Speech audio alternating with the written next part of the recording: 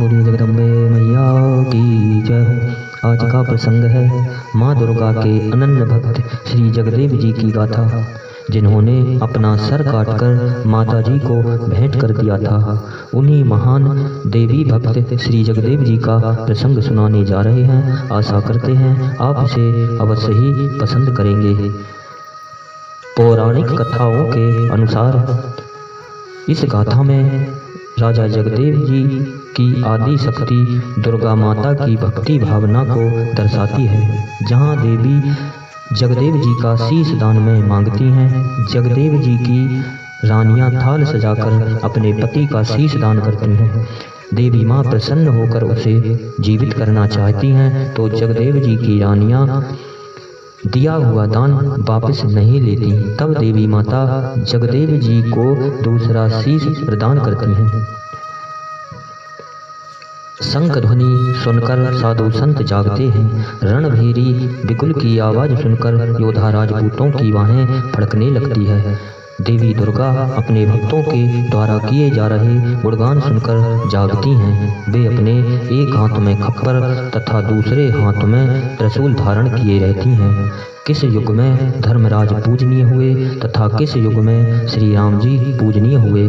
द्वापर में श्री धर्मराज युधिष्ठिर अपने सत्कर्मों से वंदनीय हुए तथा त्रेता में प्रभु श्री राम जी अवतरित होकर सबके पूजनीय हुए। श्री दुर्गा देवी ने एक समय धर्मराज से पूछा कि आप इस पृथ्वी का आकलन कीजिए।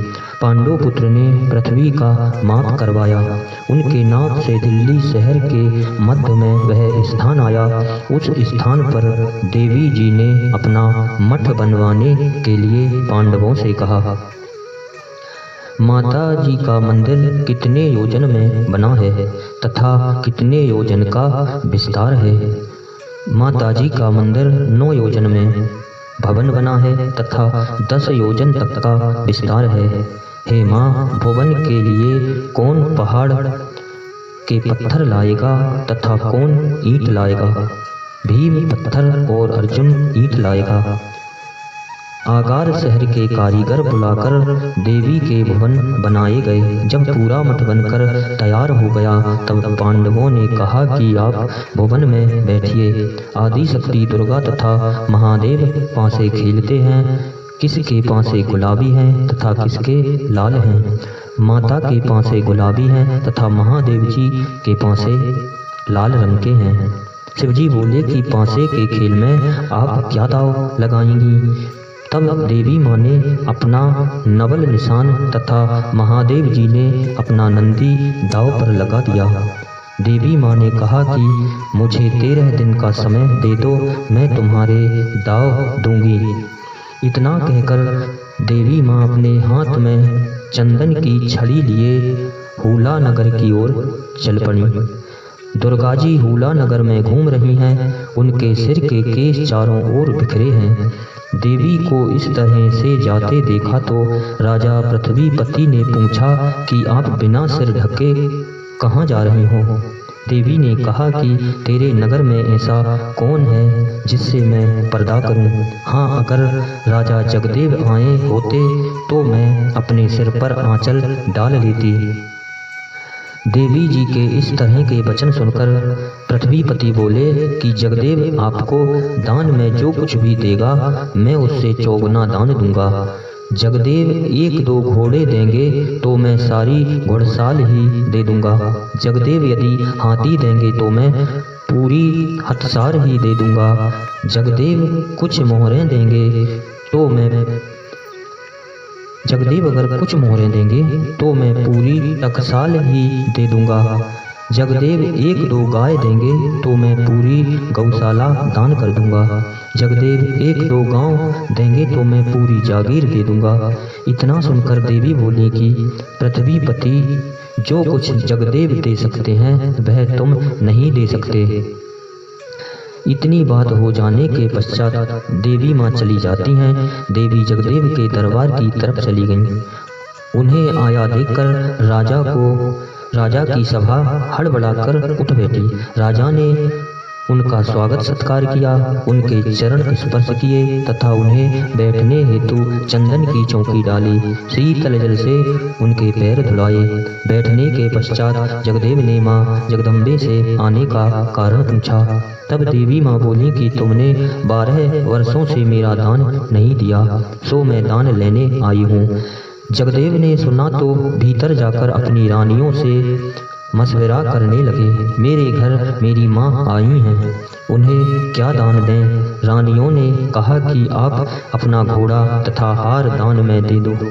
रानियां भी असरफियां लेकर देवी माँ के समक्ष हाजिर हुईं। देवी माँ ने उन्हें आया देखा तो वे बोली कि हम दूसरा कोई भी दान नहीं लेंगे, हम तो केवल शीश का दान ही लेंगे। राजा ने पुनः विचार किया। रानियों ने कहा कि जो दान माताजी मांगें वही दे दीजिएगा। तब राजा स्नान करने चले गए। तत्पश्चात माथे में चंदन लगाया, पूजा स्थल जाकर तलवार से अपना शीश काट लिया तथा रानियों ने थाल में शीश को रख लिया। थाल के ऊपर वस्त्र ढक दिया। रानियों ने देवी के समक्ष थाल रखकर कहा कि माँ, यह आपका दान लीजिए। देवी जी ने कहा कि मैं इस तरह से दान नहीं लूंगी, क्योंकि तुम्हारे चेहरे पर उदासी छाई है। मेरी थोड़ी संपत्ति है जो भले ही घट जाए, लेकिन हमारे पति का नाम अमर रहे। देवी बोली कि यदि 5 पांडव होते तो मैं कुडबार भर लेती। देवी ने कहा कि जगदेव के शीश में जो मक्खियाँ आ रही हैं उन्हें भगा देना। और वहाँ से प्रसन्न होकर नृत्य करती हुई माँ देवी पृथ्वीपति के दरबार में पहुँच गईं। पृथ्वीपति से बोली कि हमें अब दान दो। तुमने कहा था कि मैं जगदेव से 4 गुना अधिक दान दूंगा। जगदेव ने अपना शीश दान में दिया है, अब आप हमें क्या देना चाहते हो? ऐसा सुनते ही राजा पृथ्वीपति भाग खड़े हुए, भीतर छिप गए और किवाड़ बंद कर लिए। देवी माँ बोली कि अरे बड़ बोले, तेरे देश में सूखा पड़ेगा तथा अकाल पड़ेगा।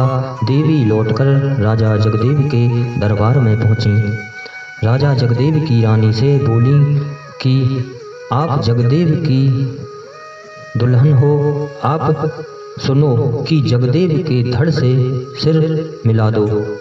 रानी बोली कि दिया हुआ दान हम वापस नहीं लेंगे, अब वह हमारे किस काम का?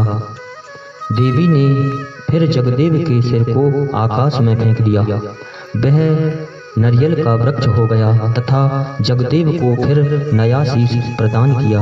उन्होंने हाथ जोड़कर देवी माँ को प्रणाम किया, कहा कि हे माँ, जगदेव आपकी स्तुति करता है और आपको छोड़कर कहाँ जा सकता है। जगदेव राजा के दरबार में अमन चैन था, प्रजा सुखी थी, उनका न्याय प्रसिद्ध था। वे प्रजा को अपने परिवार की तरह स्नेह करते थे। एक समय किसी दुश्मन ने अकबरवाद शाही के यहाँ जाकर जगदेव की चुगली कर दी। कहा कि जगदेव बड़ा घमंडी है, वह आपके बुलाने पर नहीं आता तथा आपसे वैमनस्यता रखता है। कई तरह की चुगली बादशाह से कर दी। बादशाह तो कानों के कच्चे होते हैं। उन्होंने आदेश दिया कि फौजें तैयार करो तथा जगदेव पर चढ़ाई कीजिए। आक्रमण के लिए 1 लाख कुंवर, 2 लाख पठान तैयार हुए। साथ में सारी मुगलिया फौज सजाई गई। साथ में दिल्ली की सुल्तान भी लड़ाई को आए। फौजों को कूच का आदेश दे दिया। सारे सैनिक कुंवर पठान मुगलिया फौज दिल्ली के सुल्तान सहित सतलज नदी के घाट तक आ गए।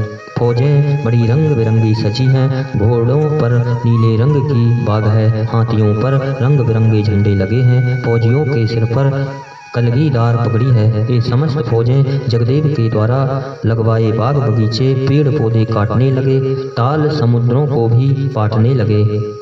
इस तरह अत्याचार अनाचार करने के बाद अकबर ने जगदेव जी के नाम एक पत्र लिखवाया। उसमें यह लिखा था कि हम फौज लेकर तुमसे युद्ध करने आए हैं, या तो अपनी बेटी मुझसे ब्याह दो या फिर हार मान लो। यह पत्र जगदेव के दरबार में पहुंचा दिया।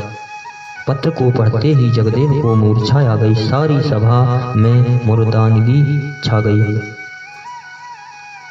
जगदेव की माता ने हाल देखा तो बोली कि बेटा तो अकेला ही है, अब क्या होगा, इससे अच्छा तो मैं बांझ ही रह जाती। धरती तू फट जा जिसमें जगदेव समा जाए। राजा जगदेव की बेटी कहने लगी कि हे पिताजी महाराज, आप चिंता ना करें, ना ही दुखी होवें। आप मुझे मुगलों में भेज दें तथा आप निश्चिंत होकर अपना राज्य करें। बेटी की बात सुनकर जगदेव जी बोले कि बेटी, इस तरह के विचार मन में मत लाओ, ना ऐसा सोचो, ऐसे में क्षत्रिय धर्म नष्ट होता है। मैं तो तेरा विवाह राजपूत राजकुमार से ही करूंगा, मैं तुम्हारा कन्यादान लूंगा। अरे मैं इन लाखों की संख्या वाली सेना से नहीं डरता। मैं कुंवर पठान, मुगलिया फौज तथा दिल्ली सुल्तान तक को मारूंगा। वहां से राजा जगदेव अपनी आदि शक्ति मां जगदम्बा के पूजन हेतु जाते हैं। वे देवी के मठ को पूजन का थाल तथा जल आदि लेकर चले। मठ में जाकर देवी माँ का पूजन किया तथा विनती की, हे माँ, मुझे इस संकट से उबार लो, आपके सिवाय मेरा कौन है इस दुनिया में। हे माँ, तू तो सब जानती है। राजा जगदेव के साथ उनकी रानी भी देवी माँ के पूजन को आई। वे एक हाथ में मोतियों से भरा थाल लिए हैं, दूसरे पूजन के लिए जल से भरा लोटा, होम के लिए अग्नि तथा समस्त सामग्री लेकर देवी जी के समक्ष आ गईं। देवी जी से बोली कि देवी जी कहती हैं कि रानी, तुम पर कौन सी मुसीबत आ गई? क्या किसी पड़ोसी राजा ने तुम्हारी सरहद दबा ली है या किसी देश के राजा से बैर हो गया? ऐसी कौन सी मुसीबत तुम पर आ गई है? रानी बोली कि ना तो कोई मुसीबत आई है, ना किसी से बैर हुआ। राजा का थोड़ा सा कार्य है जिसके लिए मैं आपके द्वार आई हूँ। चंदन नक्षत्र लगाने पूजन करने के उपरांत हाथ जोड़कर जगदेव दंपत्ति देवी जी के समक्ष खड़े हैं। हे माँ, आज तू मेरी रक्षा कर, तू मेरे साथ युद्ध का प्रतिनिधित्व कर। इस समय जगदेव चूंकि युद्ध को जा रहे हैं, अतः उनके राज्य का कार्य उनकी रानी जगता को करना है, इसलिए अब रानी जगता का आदेश होगा। जगदेव युद्ध को जा रहे हैं। बाएं हाथ में बर्छा, दाहिने में ढाल, तलवार तथा कमान ले ली। उनके साथ में लंगड़े तथा वीर हनुमान हैं। श्री जगदेव जी अपने महल से नीचे उतरे। वे नीली घोड़ी पर सवार हुए। वे केसरिया बाना पहने हैं तथा सिर पर वैजनी पाग बांधे हैं। माथे पर चंदन लगा है। समस्त योद्धा युद्ध क्षेत्र में पहुंच गए। घनघोर युद्ध हो रहा है। बाईं तरफ से लंगड़े लड़ रहे हैं, दाहिनी ओर श्री हनुमान जी हैं तथा सामने आदि शक्ति माँ दुर्गा जी त्रिशूलों से दुश्मनों का संहार कर रही हैं। इतना ज्यादा नरसंहार हुआ कि युद्ध क्षेत्र में ऐसा प्रतीत हो रहा है जैसे कि किसान जवार के भुट्टे बड़ी मुस्तैदी से काट रहा है। मुगलों ने इस तरह का घमासान युद्ध देखा तो कुछ एक युद्ध के मैदान से भागने लगे। युद्ध में कितने कौरवा, कितने पठान, कितनी मुगल फौजें, कितने गुर्जर परिहार मारे गए। युद्ध 1 लाख कौरवा, 2 लाख पठान, मुगलिया फौज तथा असंख्य गुर्जर परिहार मारे गए। दिल्ली का किला तथा दिल्ली के सुल्तान को भी पराजित कर दिया गया। हे माँ, हम तो आपके ही गुणगान करते हैं, आप सबकी रक्षा करें। हे माँ, आपकी जय हो, आपकी जय हो, आपकी जय हो। इन्हीं शब्दों के साथ बोलिए जगदम्बे मैया की जय हो।